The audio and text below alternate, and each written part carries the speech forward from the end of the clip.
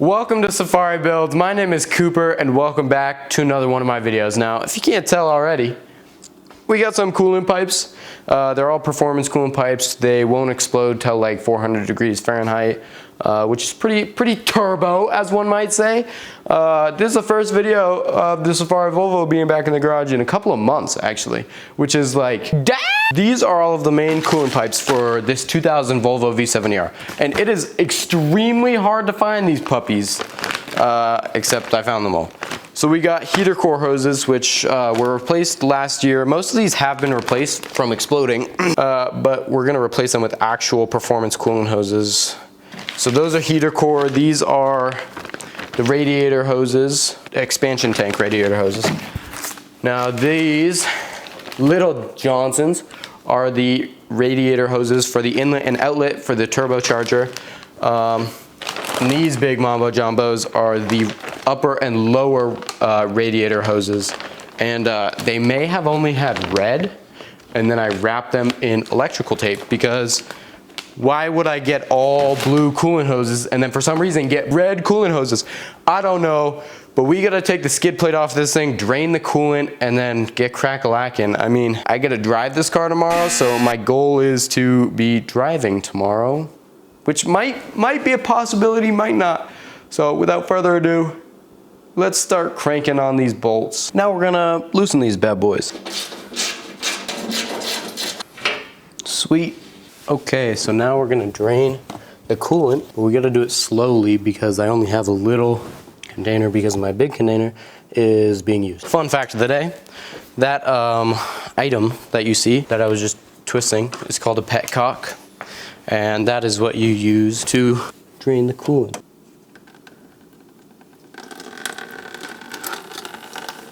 And this is gonna drain for a very long time.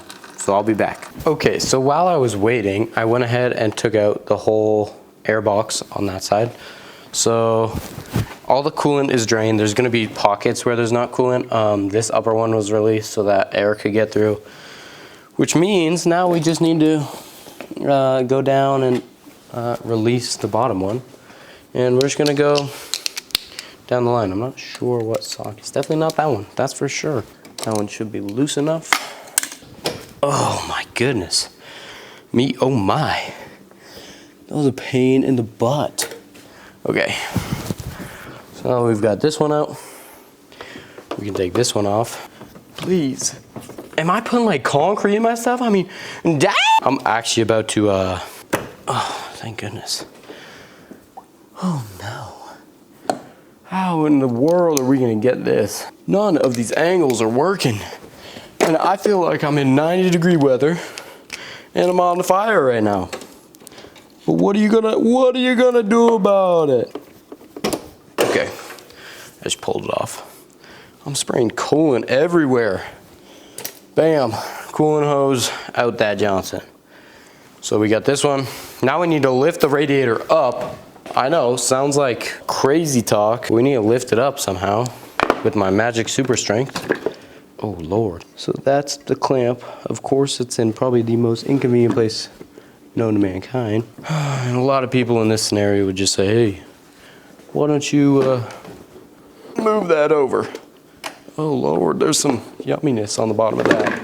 Okay, yeah. Or just go right back down and forget about it. Oh, thank goodness that came out the other side. Loosen it on this side, please. Just come off this one time. Oh, easy peasy.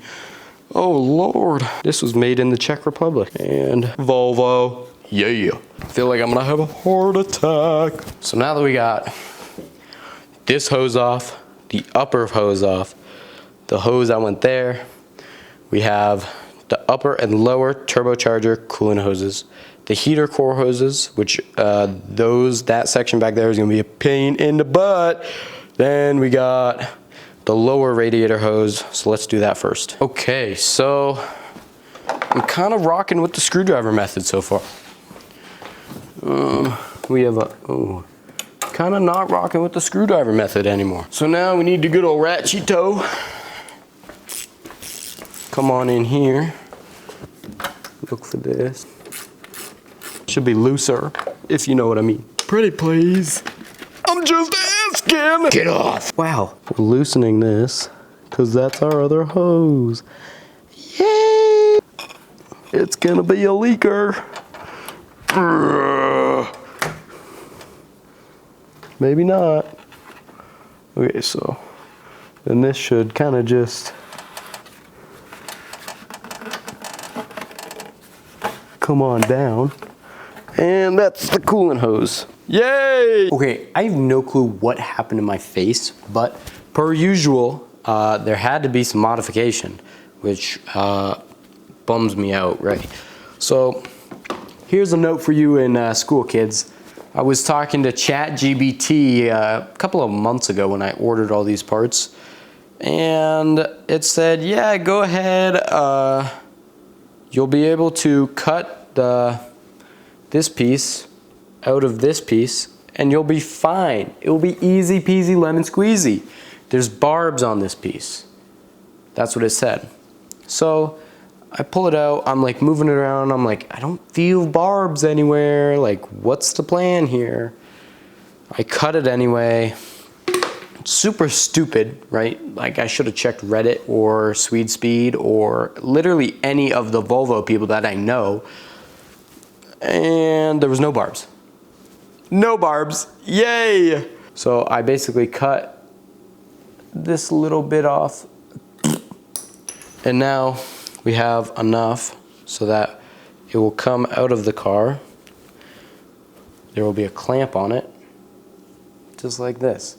And I think it's gonna work just as well. But this means that we're gonna have to do this to the other one. I'm sorry I didn't film it, but I was kind of pooping my pants for most of it because I was like, I really just messed up. So let's get the other one out and then get right to doing all that fun stuff. Going handheld on this thing. Nice. So now we just gotta unbolt it down there. And then we're golden. Okay, so we got this Johnson out. Now we're gonna cut this thing. I was cutting it, but my microphone wasn't on, and then this kept popping off, and it's probably gonna pop off again. Okay, so here's our current, what we'd like to call selection. Upper radiator hose, lower radiator hose, left heater core hose, right heater core hose, lower expansion tank hose, upper expansion tank hose, which means now we have two more. I don't know why that's there, but we have the turbo coolant inlet feed and the turbo coolant outlet. We have not taken these out yet. This one will be super easy. It's literally, there's a pipe that comes through here by the expansion tank and you just easy peasy lemon squeezy. This one is underneath the turbo on the driver's side, which is harder, and it has a clamp, not a twisty clamp, which will be quite difficult to remove. But we got this, folks. Final run, yeah! Okay, so what we're looking at is right down here. And of course, me being the expert that I was, when I fixed it last time, it exploded a couple of days ago. I put zip ties on it because why not? Come on. Got it. Now we need the turbo outlet hose, which is underneath the car. Okay, so we have everything out. This one took me by far the longest amount of time to take out. I'm gonna go to the store and get all new clamps for these because I need 2 new clamps for that, and then I need a clamp for this side, and then I need 2 clamps for this because those were zip ties at some point. We're not gonna get those clamps right there because those are brand new, but everything else we're gonna frickin' go get right now. So I'll be right back. Yeah. Okay, all these clamps are now on all of the new pieces, and we are ready to start putting them in. I think we're gonna start with the hardest one, the curved one first, because that one sucks. But, so let's do that one. So now that every clamp is off, it's a new day if you can't tell. We got these. These bad boys are new clamps for the heater core hoses back there somewhere.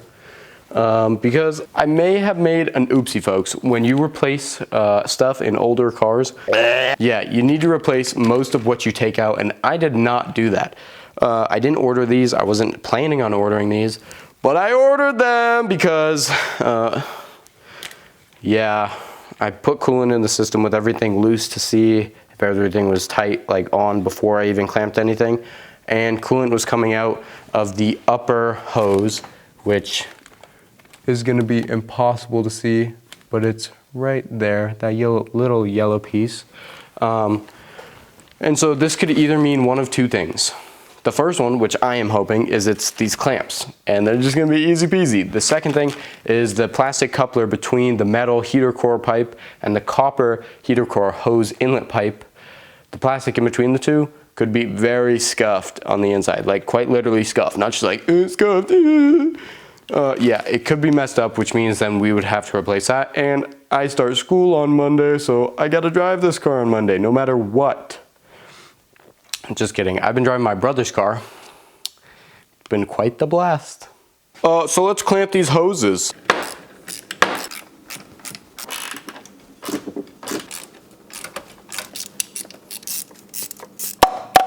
Well, they're all tight. So let's replace those clamps and hopefully everything seats. Okay, first new one is on. That's pretty bright. Dang!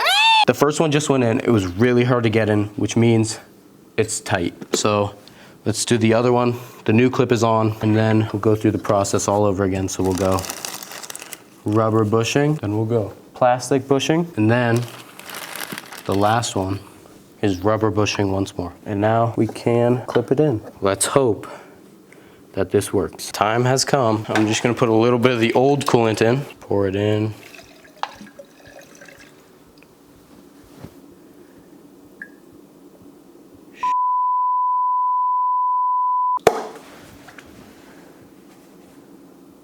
I don't know what to do anymore. Like, it's leaking so much. Okay. I have zero clue where the other part is right now. New part with new clamps and every single thing that could possibly go wrong. New everything.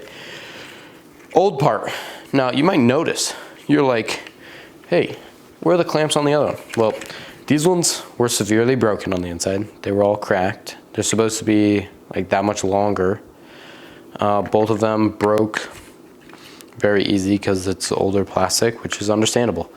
So I had to wait for this to show up, which is the new one. So basically, let me explain it. So in the engine bay of your car, you have the engine bay, and then you have something called the firewall. The firewall is in the name. It's the wall that protects you from fire and heat and the elements. Now, occasionally there's firewall junctions or firewall bypasses, or however you would like to say what they are, right? And so this goes through the firewall like this. This is the inside of the car, and this is the firewall side. We have the one port that comes in here and the second one, and on the inside we have two aluminum pipes that come up and go like this. And we're gonna attempt to get them on. It might be quite challenging though. Yeah, we'll just try to get them on without pulling these pieces out because they move. We gotta be gentle with this piece. So let's get right to it. Okay, so the angle is extremely hard to see, but we are gonna try. So I had to move my gas pedal, so that's totally disconnected right now. It's impossible to see. I gotta do a timeout. I finally got that piece in. It is hard to see, but it is right there where those lines go up. I had to unscrew something in between those two black pipes right there so that they could be released. And then I had to connect those a bunch of different times. It took me a long time, but don't mind the bag of coolant on the floor. That's normal. So now on this side, we need to connect the hoses where that black piece is. Those hoses need to go to, but this firewall piece, it's kind of strange, but it looks something like that. Needs to go into the firewall, and then it screws into the plastic piece down there, and that's what holds it from moving and everything.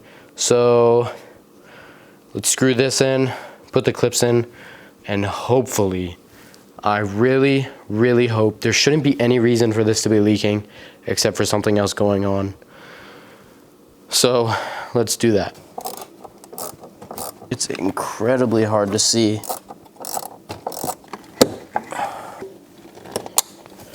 clipped in. Okay, I'm really nervous, but let's fill it with coolant. I'm gonna go check the inside of the car. Okay, so we just finished everything up. I put it to the test over the weekend. Everything is fine. It hasn't leaked, hasn't exploded. So I think that means we're ready to grip and rip. Rip and grip, grip and rip. I don't know. I mean, I just cleaned the engine bay out because, I mean, I was gripping and ripping on this bad boy. It's covered in mud. Everything was full of mud in here, but it actually looks super crisp on the camera. But I fully cleaned everything out, hand washed.